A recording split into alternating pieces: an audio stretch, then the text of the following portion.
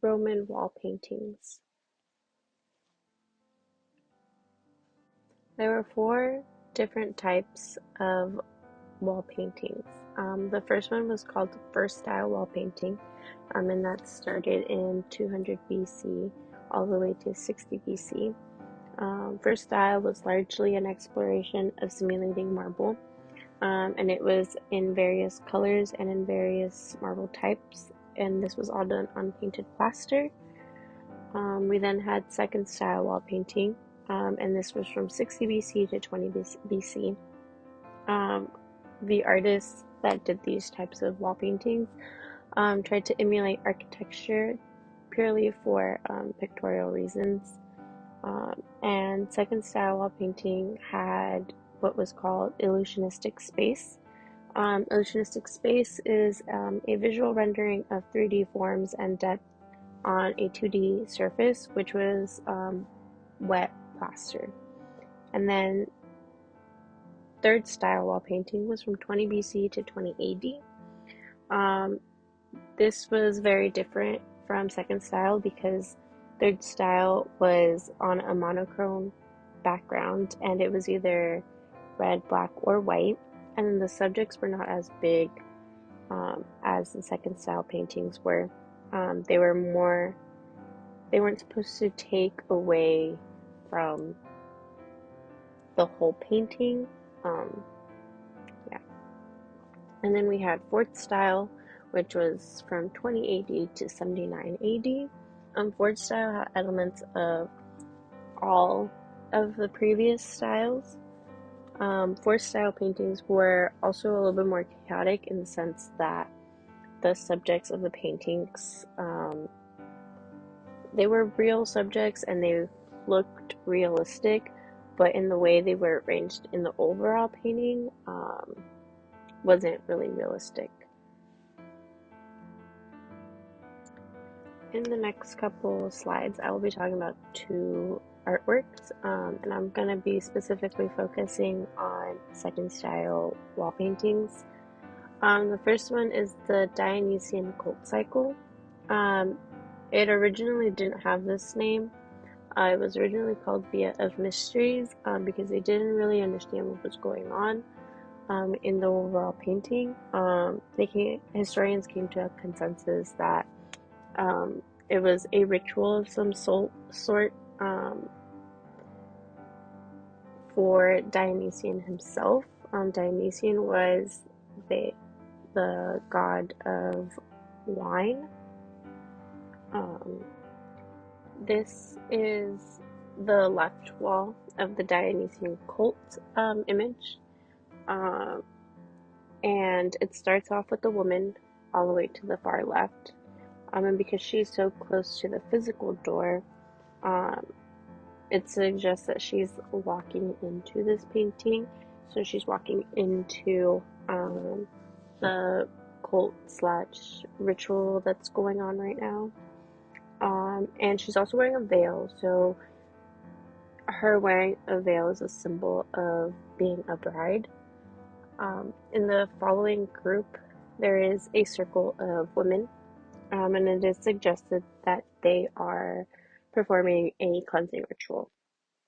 The sitting woman that's looking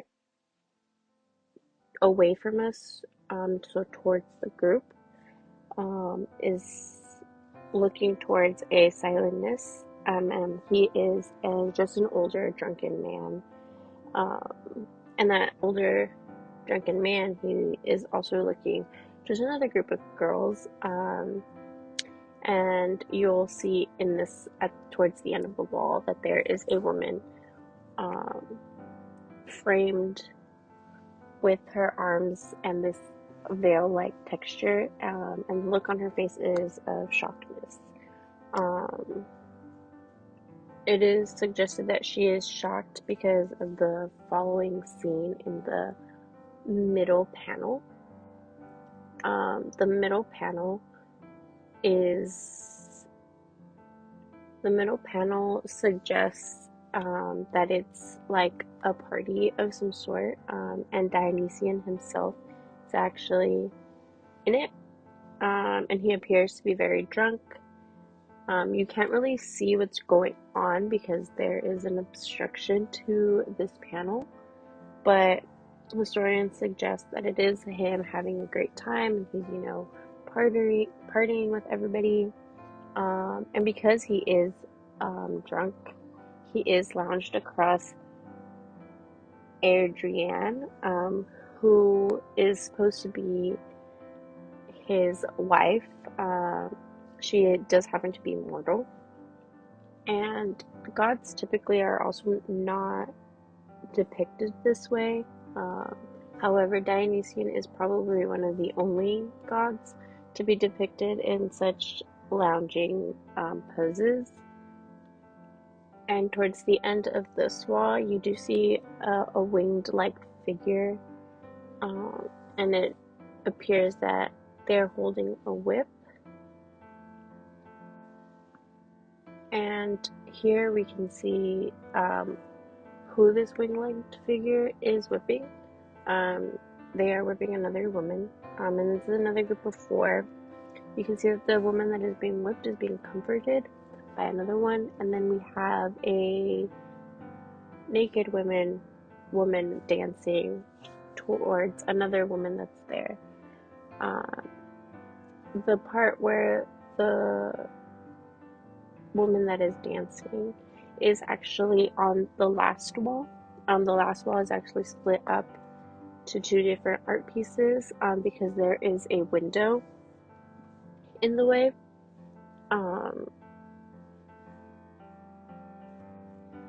And then this shows that there is a window separating those two different art pieces. The last piece is a little hard to see, but it is suggested that it is a woman sitting down while another is doing her hair.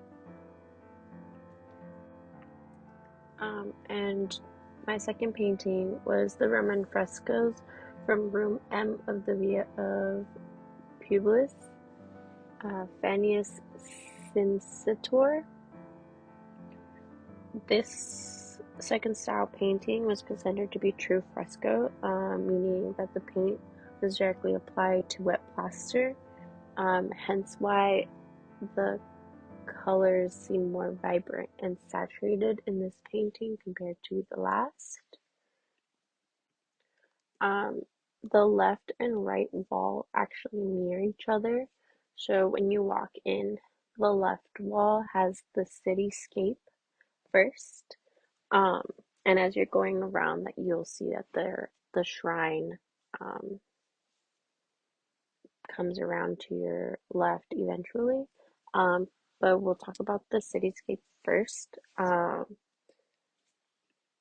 believe that the left and right wall do a very great job at representing what second style painting is all about, because the emphasis in these paintings is that there is perspective, and they do a really good job because you can't really tell between the pillars, the way the pillars are drawn, that they're drawings. And a lot of that has to do with the shading and then the linear perspective. I think the cityscape on the left hand side of the wall painting does a very great job of demonstrating the linear perspective because the buildings become smaller and they go in at an angle. In between the cityscape, on left and the right hand side, you do have what is the shrine of the painting. And the painting, the shrine area, the shrine in particular is pleasing to look at because the composition is very symmetrical.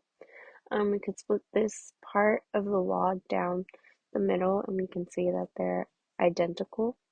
The color palette is also very complementary. We have bold red and gold with very soft greens and cream and off-white colors for the pillars in the middle ground of the painting.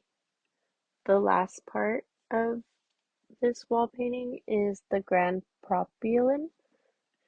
There is a cream-like pillar, and for me, it was really hard to tell whether that pillar was real or not, because of the shadows that were painted onto it. this part of the painting I think really resembles the shrine very well, um, because of the color palette and how symmetrical the painting is. And like I already mentioned, the shadows on the pillar in the beginning about talking about this section, that's actually my favorite part. The shadows really give a sense of where the sun is coming from, and are because the shadows are where they are, you can tell that they're coming from the upper left side. So around like 2 p.m. or 1 p.m. is about the time of day you can say that the artist painted this for. Then we have the wall in the middle. The wall in the middle actually has a window, however, you don't really see the outside. There is supposed to be repetitiveness in this as well. However, because of the window, it's really hard to tell um, the mirroring. The object that really helps you identify that there is any sort of mirroring going on is the fountains on either the right and the left side of this painting. What really brings the middle section of the art piece together is the color palette is very cohesive and with the other two sides of the wall.